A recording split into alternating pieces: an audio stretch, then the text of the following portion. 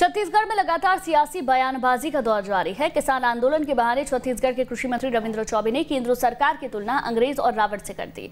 वहीं कृषि मंत्री के बयान पर पलटवार करते हुए पूर्व मंत्री राजेश मूणत ने कांग्रेस को आत्मचिंतन करने की हिदायत दी। रिपोर्ट देखिए आप। किसानों को रोकने के लिए सड़कों में खिले क्यों ठोकवाई थी?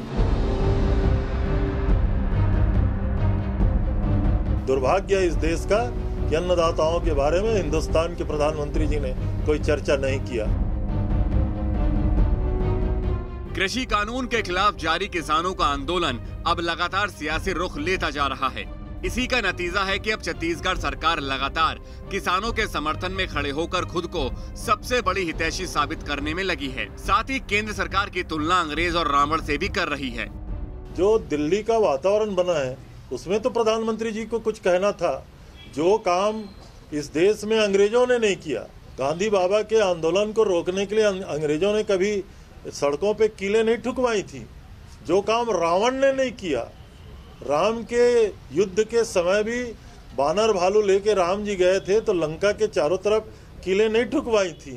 और किसान दिल्ली जा रहे हैं तो आदरणीय मोदी जी दिल्ली के चारों दिशाओं में कीले ठोक करके क्या बताना चाहते हैं? कुछ तो कहना चाहिए कि आखिर उन्होंने किसानों को रोकने के लिए सड़कों में खिले क्यों ठोकवाई थी। दुर्भाग्य है इस देश का कि अन्नदाताओं के बारे में हिंदुस्तान के प्रधानमंत्री जी ने कोई चर्चा नहीं किया। दरअसल प्रदर्शनकारियों को रोकने के लिए राजधानी दिल्ली में कील और फेंसिंग को लगाया गया था, लेकिन इस किलेबंदी के बहाने कृषि मंत्री रविंद्र चौबे निशाना साध रहे थे। ऐसे में बीजेपी के पूर्व मंत्री राजेश मूणत ने मोर्चा संभाला और कांग्रेस को आत्मचिंतन करने की हिदायत दे दी। मैं इनसे कहता हूं, आप चिंता छोड़ो, देश तो चल जाएगा। देश में बहुत बड़े बड़े नेता लोग बैठे कांग्रेस पार्टी के। मनमोहन सिंह जी ने स्वयं ने अपने भाषण में स्पष्ट कहा कि कृषि में सुधार होना चाहिए और प्रधानमंत्री जी ने आज उसका उल्लेख भी किया। उस समय के वक्तव्य का जब उल्लेख प्रधानमंत्री जी ने किया तो कोई भी कांग्रेस के नेता कुछ बोल नहीं पाया।